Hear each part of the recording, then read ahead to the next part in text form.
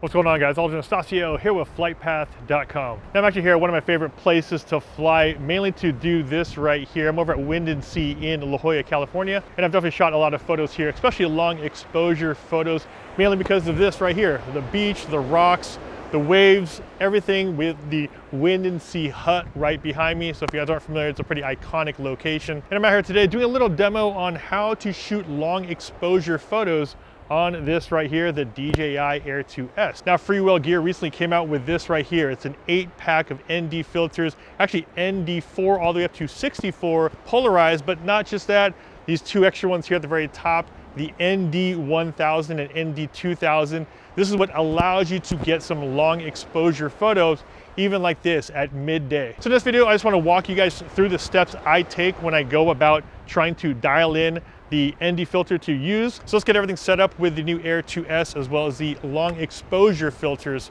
from Freewell Gear. And if you guys are new to my channel, my name is Anastasio. I do a lot of drone tech tips, tutorials, and product reviews right here on this channel. So if that's something that interests you, please consider subscribing and also hitting that bell to be notified when I post new videos. So when I do shoot long exposure photos, I normally like to start around that 1 second exposure mark and adjust from there. When your drone is a little bit further away from things that actually aren't moving, it does lessen the motion blur you can see in the photo. If you're really close to something and the drone's moving too much, you will see some of that motion blur. So on days like this where it's a little bit more windy, you probably want to get a little bit higher than normal. First thing, of course, let's get this thing powered on. What I want to do is try to dial in the exposure that I want here on the ground before I actually take it up. So this is where you want to do all of the hard work, is here on the ground before you actually get it up there, because once it's up there, you're only able to change certain things. You're only able to change the shutter speed and the ISO. Of course, you're not able to change that aperture. And we also don't have an adjustable aperture, a variable aperture on it. So you're not able to change that while you're up in the air. So you want to make sure that those are dialed in first. Then all you have to do is adjust a couple other things later on. Next thing I want to do is make sure I'm also shooting JPEG and RAW. You do want that RAW capability. You want to have the most data, most information for post-processing. So on the very bottom right here where it says format, click on that. And it says JPEG or JPEG and RAW. Definitely select JPEG and RAW. And here's a big thing. Now we're in auto mode, but you don't want to be in auto mode because you want to take control of that shutter speed. We want a long exposure on that shutter speed. If it's in auto, it'll, especially on a day like this, it's pretty bright, it'll probably be like a 1/1000th of a second type of photo in auto. But our goal here is to try to get it to about 1 second. We want to open up that shutter for about 1 second in order for us to get all of that movement happening in the photo while that shutter is open and then it closes. So I'm going to turn auto off, and what I want to do now is go into my shutter speed, and let's slow that down to about 1 second, as you can see right there. So that's 1 second. That means that shutter, when I click the shutter button, it'll open up for 1 second and then close. But being that it's open for 1 second, a ton of light is coming in. That's why you're seeing a completely white screen here, really overexposed. So what we want to do now is introduce filters in order for us to bring that exposure down. Next, let's go into white balance. I will normally leave white balance at auto because of the fact that we are shooting in RAW. We can always change that white balance later. So depending on how warm or how cold you want your photo, if it's in auto, not a problem. In RAW, you can change that later on. Now when it comes to ISO, what you want to do is turn it from auto, go into manual, and keep it at 100.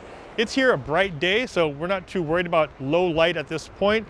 Keep it at 100 for the best quality. Now, because we have a fixed aperture at 2.8, the only way you're able to adjust or make any changes as far as the exposure goes, as far as shutter, is going to be introducing things like this, which are ND filters. Now, it's a bright day, so I do want to jump into those ND1000 and ND2000 filters, some of the darkest ones. That way we're able to then slow that shutter speed down. All right, so the first one I'll put on is the ND1000. Let's put that on right there, push that in and turn. And let's see now how this looks. Once I put the ND1000, you want to point in the direction that you're going to be flying in, and it is still bright. It's still overexposed. As you can see here, a little bit too bright, a little too hot, which means I'm not going to be able to get proper exposure. But luckily enough, we do have the ND2000, so let's see how the ND2000 works. All right, so I just dropped on the ND2000 on there, and let's point this back out into the beach. And there you go. Let's also bring up the histogram just so you can see how it looks with the histogram. So go to camera, bring up my histogram right there. Also my overexposed, just to see if there is anything overexposed.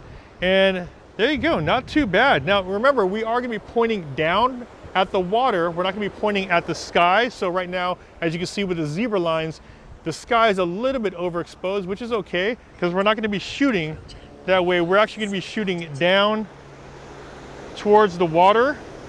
And if you're pointing at the water, our exposure looks pretty good.